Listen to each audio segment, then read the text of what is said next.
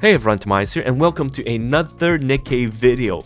We might be looking at the very first collab limited meta units coming up in this near collaboration, and oh my goodness, I just released a video about 2B and A2's free skins, and they dropped this insane bombshell with the patch notes for the September 1st collab update, along with the developer's note detailing a lot of the cool improvements and information coming up. Well, I know what you guys are here for. You clicked on this video because you can finally see if 2B is going to be meta, our very first potentially limited collaboration meta units in 2B and A2. So let's take a look. Now, 2B is a Yorha android that is going to be attack scaling. Now we know most units at the very top of the tier list, they either buff attack or they have some attack scaling component to their kit, making them a top tier support or a top tier damage dealer. And we already know that any attack scaling units are going to be very strong. So 2B is going to be an attack scaling unit that is based on her final max HP. Oh my god, this is insane. Because if we take a look at her defender class typing, we might think, oh my god, the defender class, you know, they're in a very weird spot. You don't think about damage dealers when you look at defender class. But remember Dorothy, remember Summer Annis, supporting type? Don't just forget about the class typings. If Dorothy and Summer Annis can outdamage some of the best units in the entire game, 2B with an HP final max HP scaling effect that gets applied in proportion to the attack is going to be super insane. I can see, because if you pull more copies and if you do bond levels, the stats that gets increased are going to be really crazy. For the 2B levers that will pull multiple copies, that means your final max HP is going to be higher, allowing you to tank more. And if your attack scaling gets affected by the final max HP, wow.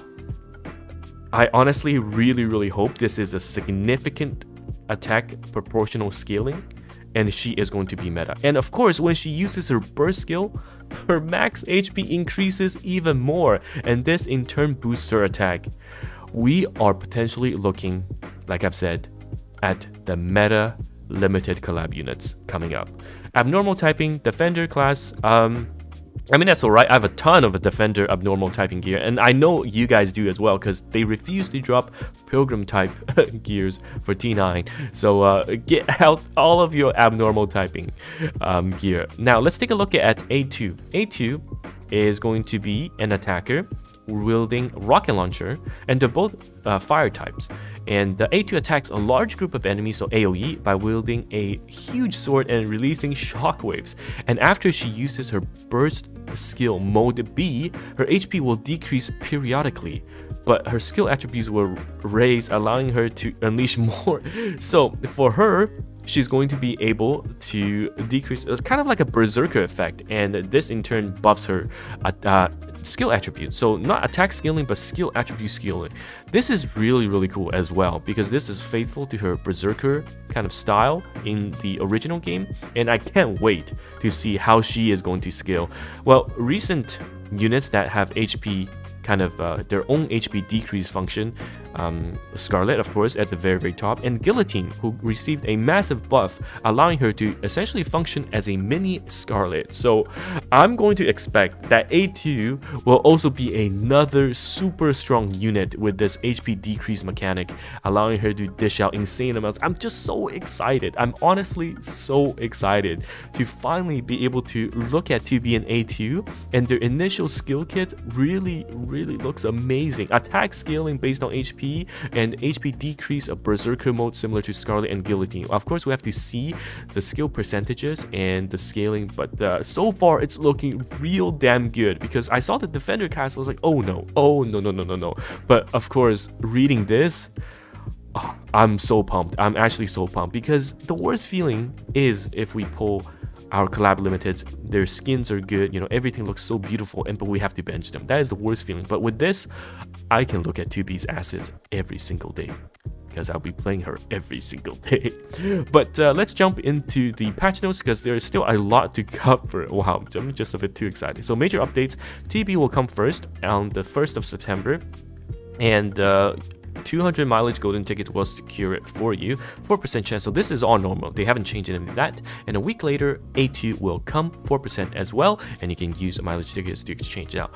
SR Pascal is the free unit, a machine life form that specializes in restoring HP, and all of the skills are related to HP restoration. I mean, maybe would this potentially be our very first SR unit that we can put in the sync device and be used? We don't know, but HP scaling for heals, I mean, she's got a lot of competition. Okay, new costumes. So this is crazy. This is insane because we already know the 2 free costumes, the metamorphic damage for both A2 and 2B are going to be free. All right, you just have to own the unit and complete the challenge requirement, you get it. But oh my god, they have more. 2B Yorha uniform 1. I wonder what this is. You get a new voice, burst skill cutscene, standing pose, and SD spend. Oh, it's costume. Gosh, goddamn. Oh boy, oh boy. I mean, I'm going all in. $68 skin, I'm going in, but I know a lot of people are gonna be like, god damn. I hope. I mean, go shoved up. You greedy best. But holy moly, so this is going to be the $60 costume gacha, followed up with A2's Yorha uniform prototype, and this is from the Yorha pass. So I'm gonna assume this is the mission pass that is coming up. And of course we have Brit Black Moon, the 2B at home skin, and the grand collaboration event Outer Automata. Wow, D-Wave D-Wave occurs again, so this is in reference to the Chainsaw Man, but please be voiced, okay, and have an actual story. I don't want a repeat. So we head to the surface to conduct an investigation, and we have maps, great, and we can acquire gems, lost relics, and all that stuff. And there's a part 1 and part 2 of the story, along with a challenge stage. Very nice. 21 login event, special coordination, and a mini game, the hacking game. Oh, this is going to be very similar to, I'm going to assume how 9S has its hacking components in the full Nier game. So potentially we get a very nice minigame inside with the hacking event. Full birthday coming back up as well, daily rewards, solo raid, new commodities. So costume gacha, Yorha mission pass, September mission pass with Brit's costume, and more character packages and new features. So there's a new voice feature that is added. It's essentially this: you can now select a unit and you can play whatever voice line you want to play. This is actually pretty cool, because I saw a post on Reddit, people were saying that if you do max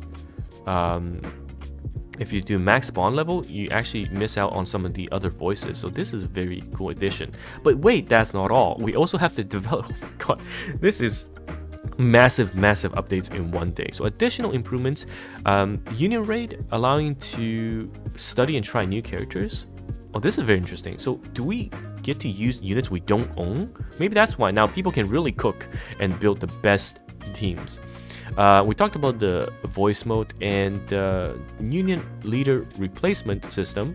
Yep, that was in the previous patch notes. And on and off for sniper rifles. Well, none of the Nier Automata units are sniper rifle users, so that's a-okay. And oh, this Event Archive is back. Oh boy, Event Archive is back. And the first 2 events that are returning: No Caller ID, our very first event in Nikkei, and Overzone. Yes.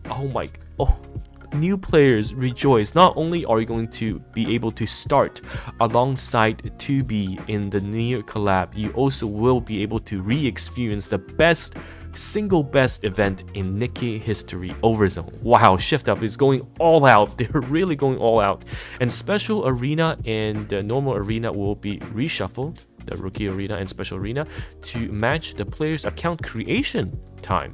Oh, that's pretty good. Maybe some of you guys will be able to claim #1 and get that nice gem income again. And it's gonna take some time, so it will be there. And countermeasure against macros and usage of special weapons. So there were a lot of false spans. I think they're gonna fix it. And you know what? The Union ranking didn't really change. top 10 is still top 10. So it, for those of the people that thought that this was gonna change the ranking, no, that's copium. But it did make, of course, people try hard a lot more. And they also do realize, so I think that's one of the biggest things, they realize that, you know, playing someone like Alice, manual play and autoplay is just way too different. And now with the macros gone, you have to do manual play, and it's very, very tedious. So changing that, they're going to implement a new system so that hopefully it will level the playing field between auto and manual Alice sniper spam. So it's going to take some time, but they've addressed it and they will build something. So very, very good. And lastly, but certainly not least, the collab with NieR Automata. I mean, we talked about it.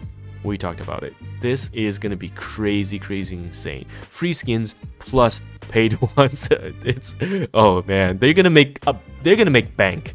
They're gonna make so much money. It's honestly crazy. I'm personally very, very excited, and we just keep winning. Nikkei players just keeps winning. Anyhow, it's Tomias here, and I will see you guys in the next video.